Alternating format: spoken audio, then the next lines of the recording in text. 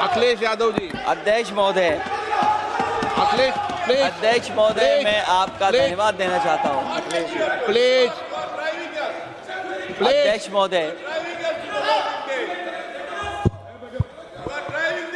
अध्यक्ष महोदय, अध्यक्ष महोदय, अध्यक्ष महोदय, मैं आपका धन्यवाद देना चाहता हूँ।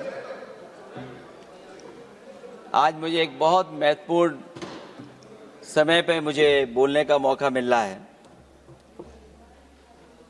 अध्यक्ष महोदय, मैं अभी भारतीय जनता पार्टी के माननीय सदस्य को भी सुन रहा था, उनके वरिष्ठ सदस्यों को भी और माननीय मंत्री जी को मैंने सुना है, और इस महत्वपूर्ण विषय पर उन्होंने अपनी बात रखी है। समाजवादी पार्टी महिला आरक्षण के पक्ष में है और समाजवादी पार्टी का इतिहास रहा है कि हम लोगों ने हमेशा महिलाओं को आगे बढ़ाने के लिए काम किया है। हमारे नेता जिनकी विचारधारा पे हम लोग आगे बढ़ रहे हैं, डॉक्टर राम मनोहर लोहिया, उन्होंने हमेशा जेंडर जस्टिस और सोशल जस्टिस की बात की है। हम समाजवादी लोग जेंडर जस्टिस और सोशल जस्टिस के पक्ष में हैं और महिलाओं का आरक्षण 33% हो उसके भी पक्ष में हम लोग बोल रहे हैं।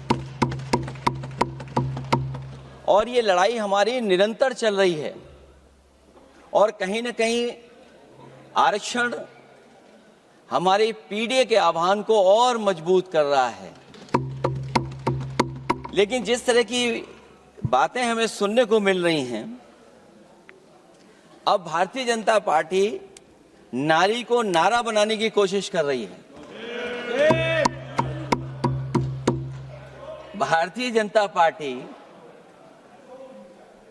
इस आरक्षण को लेकर के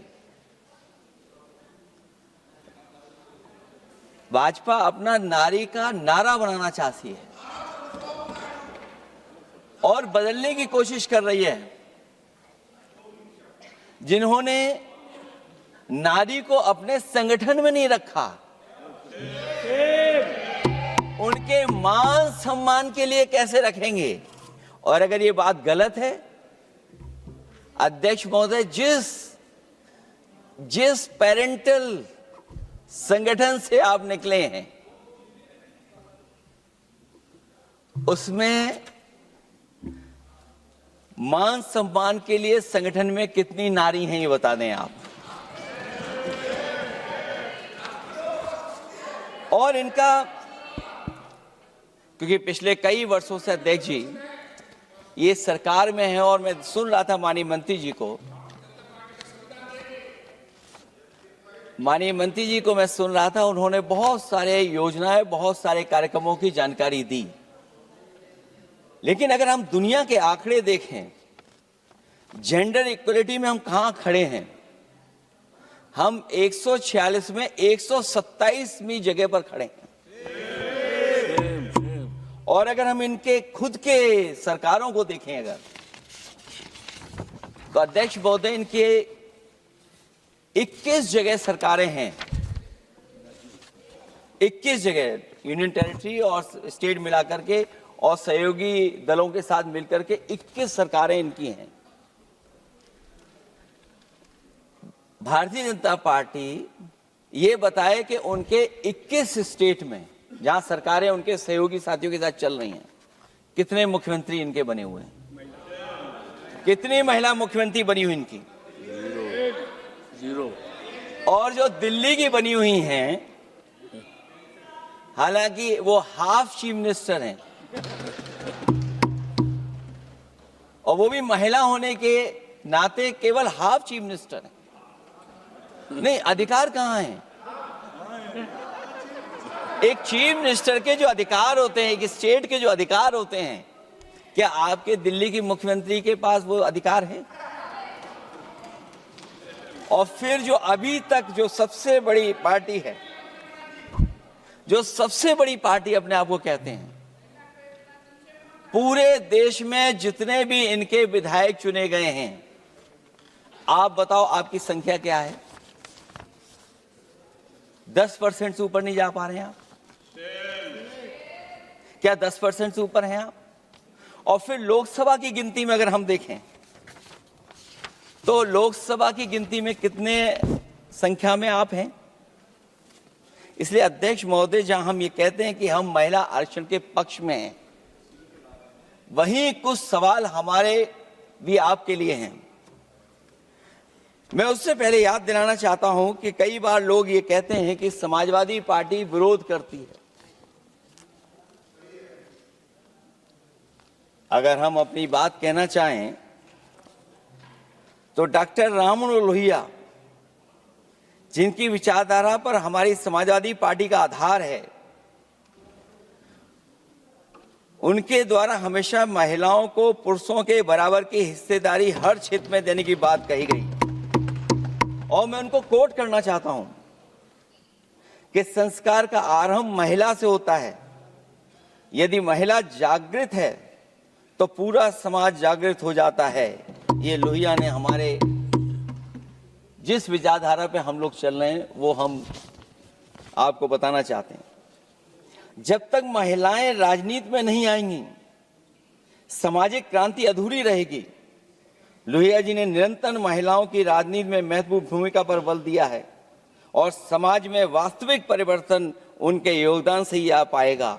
इसलिए मैं याद दिलाना चाहता हूं अध्यक्ष महोदय, उत्तर प्रदेश में पंचायत में सबसे पहले आरक्षण महिलाओं के लिए लागू करने का काम समाजवादी पार्टी ने किया। तो जहां महिलाओं के पक्ष में है उनके आरक्षण के, वहीं हमारा सवाल ये भी है कि जल्दीबाजी क्यों है? आखिरकार महिला आरक्षण के नाम पर जल्दीबाजी क्यों है भाजपा के अंदर? सच तो यह है कि भाजपा जनगणना को टालना चाहती है, और जनगणना को टालने का मतलब है कि जाति जनगणना को टालना चाहते हैं। और जाति जनगणना इसलिए टालना चाहते हैं क्योंकि वो आरक्षण का सवाल उठेगा। जो भाजपा उनके संगी साथी कभी भी देना नहीं चाहते हैं आरक्षण। भाजपा को ये भी अच्छी तरह याद है कि पीडीए में ए का मतलब आधी आबादी है, मतलब महिलाएं भी पूरी की पूरी उसमें गिनती में आती। एक बड़ा चुनावी सच ये भी है कि भाजपा की चुनावी घपलेबाजी अब पूरी तरह से भंडाफोड़ हो गई है। जो एसआईआर आप लेकर के आए थे अध्यक्ष महोदय, उत्तर प्रदेश में हम लोगों ने बड़े करीब से देखा एसआईआर। वो कहने को तो एसआईआर था, लेकिन सच्चाई में वो एनआरसी का रूप था। और एसआईआर के मामले में जिस तरीके से वोट काटने का काम शुरू हुआ, मैं बधाई देना चाहता हूं अपने पीडीए प्रहारी और संगठन के लोगों को जिन्होंने वोट बचा लिया।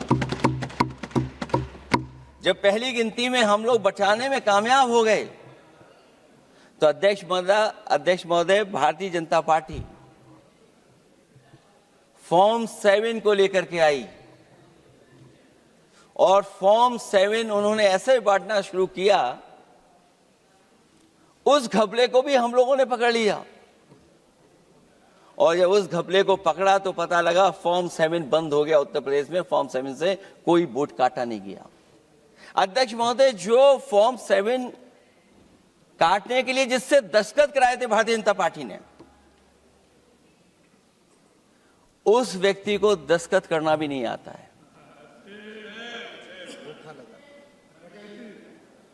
अध्यक्ष महोदय, जो एसआईआर के बहाने फॉर्म 7 लेकर के आए थे, जो फॉर्म 7 दस्तखत करा करके वोट काटे जा रहे थे उत्तर प्रदेश में, जब पकड़ा गया, हम लोगों को जानकारी मिली, हम लोगों ने उसको प्रेस के सामने लेकर के आए और चुनाव आयोग को शिकायत की। फॉर्म 7 से वोट कटना रुक गया, लेकिन अभी भी उस पर कोई कार्रवाई नहीं की जिसने उसके नकली दस्तखत कराए थे। अध्यक्ष महोदय, इससे तो लगता है कि पूरा का पूरी व्यवस्था जुड़ी हुई है भारतीय जनता पार्टी से। और धीरे धीरे जो भारतीय जनता पार्टी की सरकार चली है, हेरा फेरी हम लोग पकड़ लिए, भाजपा की कलई खुल गई और उसके समर्थक और वोटरों का आकार पड़ने लगा। जब तब भाजपा निराशा के इस दौर में उभरने के लिए बिल लेकर के आ रही है। ये भारतीय जनता पार्टी का जो वोट कम हो रहा है, असली लक्ष्य अध्यक्ष महोदय वोट है, सत्ता में रहना है, इसलिए आरक्षण को लेकर के आए हैं। भाजपा की यही राजनीतिक चाल रहती है। जब पुराने लोग ये समझ जाते हैं कि भाजपा किसी की सगी नहीं है, तो हर बार भाजपा कुछ नए लोगों को अपने लुभाने जुमलों में फंसाती है। इस बार भाजपा महिलाओं को लेकर ये पुरानी चाल चल रही है, लेकिन सफल नहीं होगी, क्योंकि सबसे ज्यादा दुखी तो महिलाएं ही हैं। भाजपा की कमीशन खोरी और चंदा वसूली की वजह से जो महंगाई बढ़ी है, उससे उनकी रसोई सूनी हो गई है। रही सही कसर सिलेंडर की, बेतहाशा बढ़ती कीमतों ने पूरा कर दिया है। यह अध्यक्ष महोदय मैं इसलिए कह रहा था कि माननीय मंत्री सिलेंडर की याद दिला रहे थे। उन्होंने इज्जत घर को भी याद दिलाया, जिसको कभी प्रधानमंत्री जी ने कहा कि ये इज्जत घर होंगे। गांव गोद लिए गए, जाकर के सरकार देखे उन गांव को अनाथ अगर किसी ने छोड़ा है तो भारतीय जनता पार्टी ने छोड़ा है। हर महिला अपने बच्चों को पढ़ाना चाहती है, लेकिन भाजपा की शिक्षा विरोधी सोच तो सरकारी स्कूल तक बंद करवा दे रही है। महिलाओं का दर्द क्या होता है, ये मेरठ के दुकानदारों के परिवार की महिलाओं की आंखों में आए आंसू भी बयां कर रहे हैं, और नोएडा की मजदूर और मेड के गले बयान भी कर रहे हैं। क्योंकि जब हम बहस महिला आरक्षण पे कर रहे हैं, तो हमें याद रखना चाहिए कि हमारे बिल्कुल बगल में 40,000 से ज्यादा लोग सड़कों पे मजदूर, महिलाएं सड़कों पर हैं, जहां से प्रभु श्री राम जो कभी हम लोगों ने स्क्रीन पे देखा था, वो चुन करके आए थे। वहां पर महिलाएं धरने पर बैठी हैं, और अगर ये धरने पर इसलिए बैठी हैं क्योंकि उनको न्याय नहीं मिल रहा है। भारतीय जनता पार्टी की सरकार की वजह से उनके घर उजड़ रहे हैं। महिलाएं रो रो करके न्याय मांग रही हैं। तो मैं कहना चाहता हूं अध्यक्ष महोदय सरकार से कि अगर ये बिल इतना ही सही है, तो इसे मेरठ नोएडा की पारिवारिक और कामगार महिलाओं के बीच बैठकर घोषित किया जाए कि उनके लिए इसमें क्या क्या होने जा रहा है। हम महिला आरक्षण के साथ हैं, पर उस भाजपाई चालबाजी के खिलाफ हैं, जो एक साजिश के तहत की जा रही है। भाजपाई और उनके संगी साथी देश की सबसे बड़ी आबादी के वर्ग, मतलब पिछड़े वर्ग की महिलाओं के बारे में चुप्पी साधे बैठे हैं।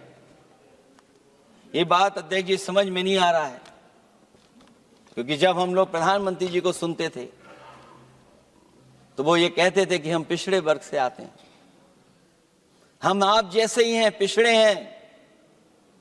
लेकिन जब आरक्षण की बात हो रही है, तो पिछड़ों की संख्या इसमें कितनी है, हमें उम्मीद है कि सरकार इस पर जरूर बात अपनी रखेगी।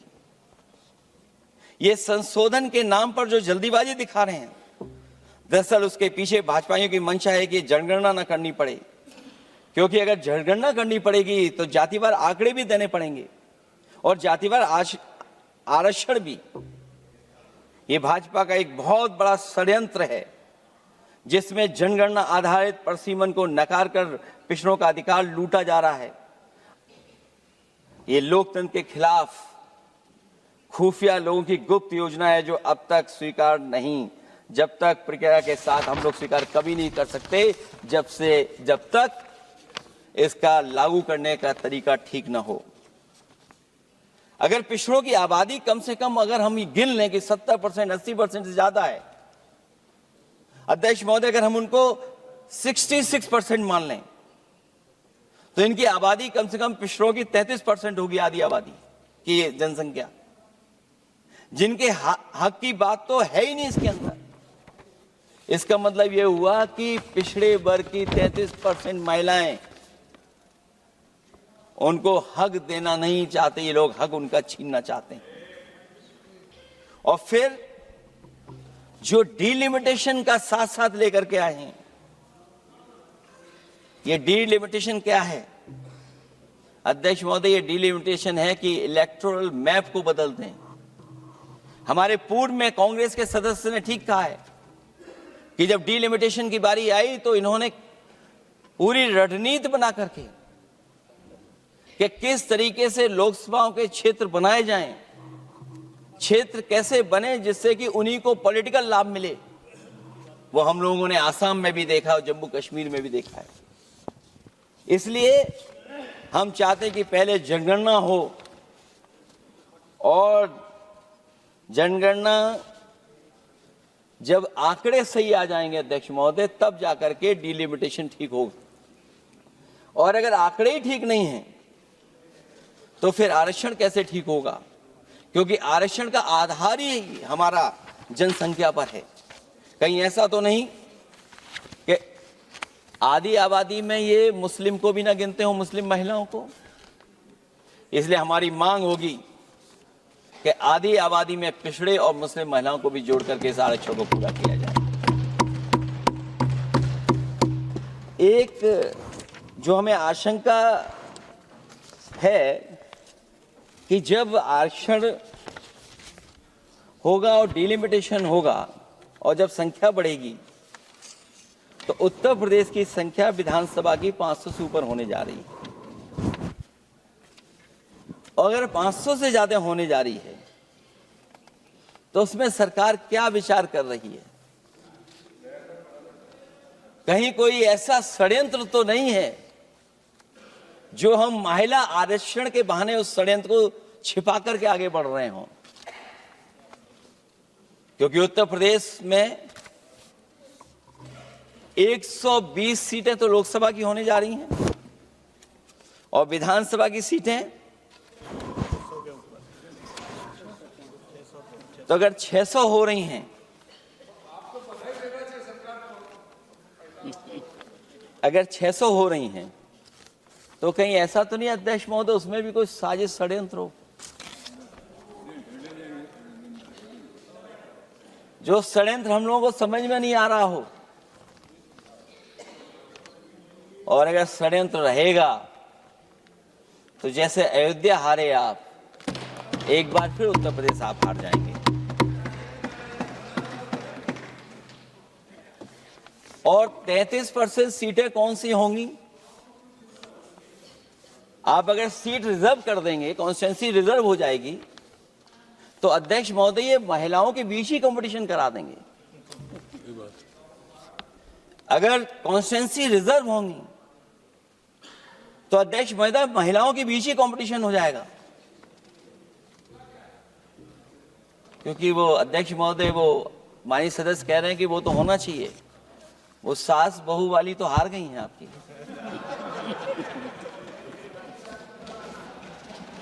तो अगर पार्टी को ये मौका मिलेगा तो न केवल कंपटीशन से हम बच सकते हैं बल्कि संख्या महिलाओं की लड़ने की ज्यादा होगी। ये महिलाओं को ज्यादा नहीं लड़ने देना चाहते हैं चुनाव, इसलिए कॉन्स्टिट्यूंसीज को रिजर्व कर रहे हैं। अध्यक्ष महोदय हमारा पक्ष है, हमारी मांग है कि ये जो लागू हो आरक्षण वो पार्टी को मौका मिले, पार्टी लड़ाए उनको, पार्टी संख्या तय करे। इसके साथ साथ जो रोटेशन वाला है इशू, स्वाभाविक है कि जब हम एक क्षेत्र से लड़ते हैं अध्यक्ष महोदय तो एक भावनात्मक अटैचमेंट बनता है वोटरों के बीच में। और अगर ये रोटेशन का मामला होगा तो अध्यक्ष महोदय कोई भी अपने क्षेत्र में बहुत ज्यादा भावनात्मक लगाव नहीं रखेगा क्षेत्र की जनता से। तो अगला क्षेत्र की सोचने लगेगा कि अगला क्षेत्र हमारा क्या होगा। इसलिए हम इसके भी खिलाफ है अध्यक्ष महोदय कि रोटेशन नहीं हो। हम रोटेशन की प्रणाली के खिलाफ हैं, इसके पक्ष में हम लोग नहीं हो सकते।